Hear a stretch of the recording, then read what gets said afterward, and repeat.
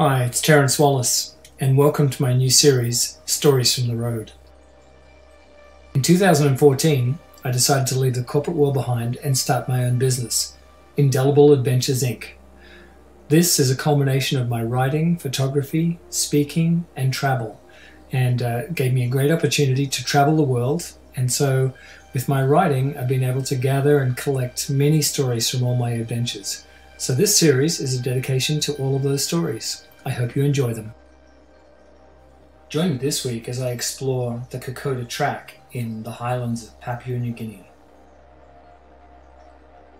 It was just over 7 years ago that I found myself in Papua New Guinea and about to embark on the hike that would change my life forever along the Kokoda Track. It was a time that would change forever my perspective on life and all that was near and dear to me. A time of epiphanies and wonder.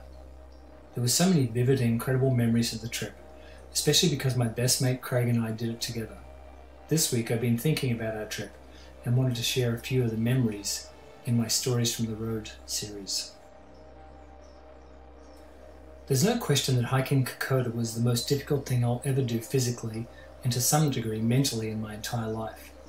The hike itself was 140 kilometers of some of the most difficult terrain in the world, making our way through date palm groves, 2.5 meter elephant grass, and that was just getting out of the very first village.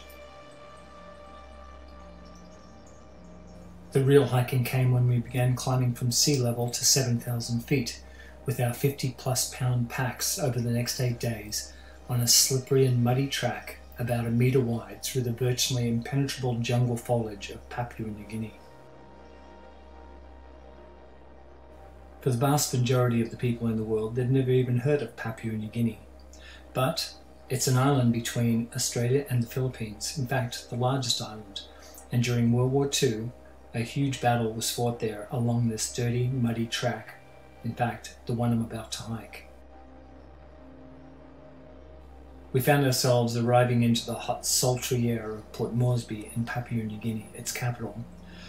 A day's rest before we hopped on a light plane and flew over the Owen Stanley Mountains to the village of Kokoda, which is about 600 miles from the equator, so it's very hot. Not just your ordinary summer hot, but suffocatingly hot, almost like you were in a sauna or a hot yoga class. But I was going to be in this for the next 8 days, under a pack and over huge mountains. Actually, monumental climbs as I think back. One of the first things I noticed was how quickly I found myself sweating, and I mean dripping wet. This was to become the norm for the next 8 days. Everything was constantly wet. You, your clothes, your gear, your boots, all which took on this very pungent and musty smell soon after we started. Yeah, it was pretty smelly. There's no question about that. I suppose the only good thing, if you can call it that, was that everyone, and I mean everyone, was exactly in the same boat. The reality is that it didn't take long to not notice the smells of either yourself or your wringable clothes or those around you, as you all smelled exactly the same. The reality was that we all became very quickly accustomed to climbing, at times holding onto roots of trees or vines to help us pull us up the incredibly steep track, and accordingly which felt never-ending. Generally, we stopped every hour or two for a 5 to 10 minute break. We'd flop down on the jungle floor or clearing, still panting from the lung-bursting climb, gulp down some water and perhaps a snack if we had something handy. In those moments, it felt absolutely amazing to shed the weight of your pack, even for just a few minutes, almost as if you were weightless. If you were lucky enough to be closer to the front of the group, then you might get an extra couple of minutes, so I tried to make a point of trying to keep up front wherever possible.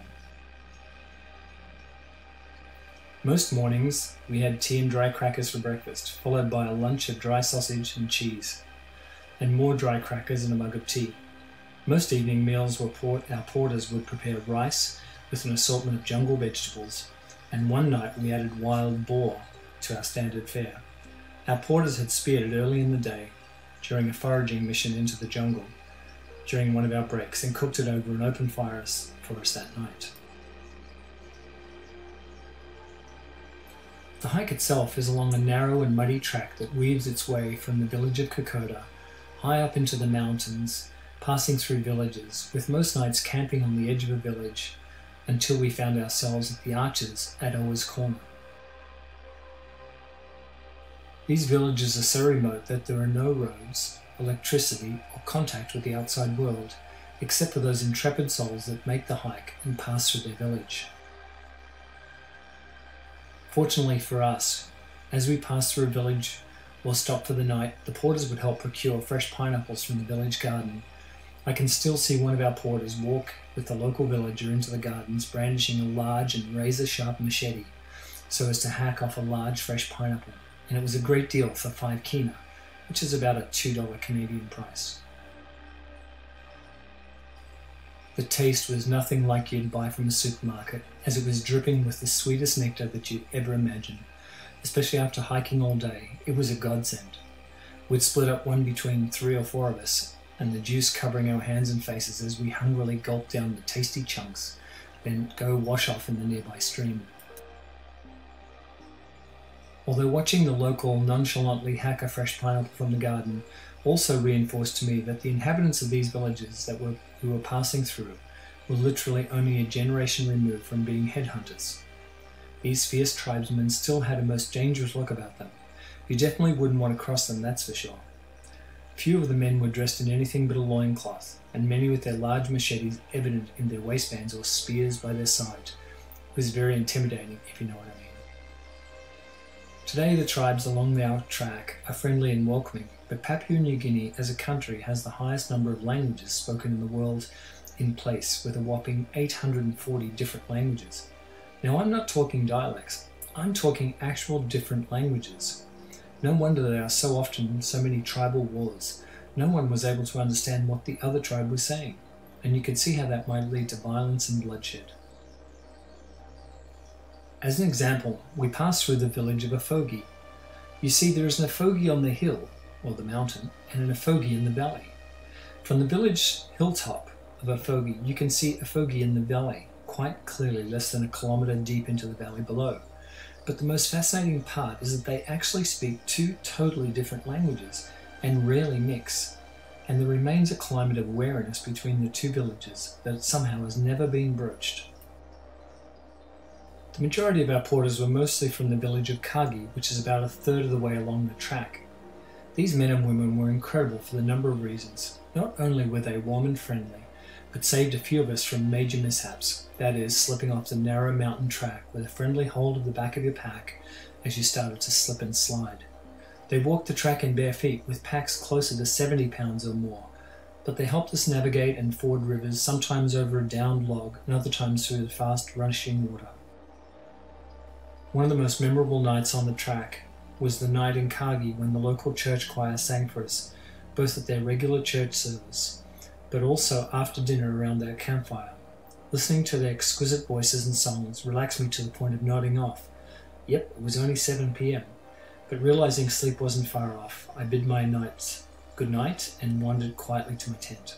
It was amazing to fall asleep to the sound of these beautiful, harmonious voices. Our head porter's name was Irul Mudman Sinisi. It was completely impossible to guess his age, but he could have been anywhere between 30 and 50 years old. Mudman, as he was commonly referred to, was a quiet and somewhat shy fellow with us trackers, but a seemingly tough taskmaster when on the track or in the bush with the boys. He was the boss, no question about that, and each day he directed them as if he were a conductor leading an orchestra. He was completely in tune with each and every porter, irrespective of age or experience, and knew exactly what was needed to ensure the trip was a success for everyone concerned. Mudman was up early each day coordinating all the logistics for the day ahead, often sending out a couple of the boys out along the track as early as 3:30 a.m. so that we could find a spot for morning tea, get a campfire going and a billy of hot water prepared for us. The rest of us were up at 4:30 and ready for our 6 a.m. start to the hike, which often was a 10 to 12 hour hike, grind, or whatever you want to call it, through these incredibly tough mountainous ranges. So I just want you to close your eyes for a moment and imagine the following scene. It's approaching 6 a.m, you're deep in the heart of the Papuan jungle, the air thick with humidity, the ground soggy after monsoonal rains the night before, the pitter-patter of dripping canopy all around you, and the acrid smell of wood smoke thick in the air as it hovers over the campsite, and everything you're wearing is soaking wet and extremely smelly. Add this to the exhaustion factor because you've been up since 4:30 a.m. and now getting ready to face another 10 to 12 hours of extreme hiking. Mudband would scream, "Packs on!" Then, with the cadence of a well-trained drill instructor, lead us in our daily war cry to get everyone started. Then he'd always end with the classic line, "Let's rock and roll," up or down, depending on our immediate trajectory in the jungle. This he used in his unique and precise tones. Then we'd all set off for another day of high adventure in the jungles of Papua. All I can say was, I was living the dream. The hike across Papua New Guinea with my best mate Craig truly was one of the defining moments of my life. From this point forward, I decided to look at life in a very different way, and truly was a life-defining moment. If you ever have the chance to go to Papua, and particularly to hike the Kokoda Track, do it. You'll be so glad that you did. Thanks for listening to my adventure across Papua New Guinea, and until next week, all the best. Have a great week. If you'd like to learn more about Indelible Adventures or the services we provide, please visit our website at www.indelibleadventures.com. Well, thanks for listening, and until next time, ciao.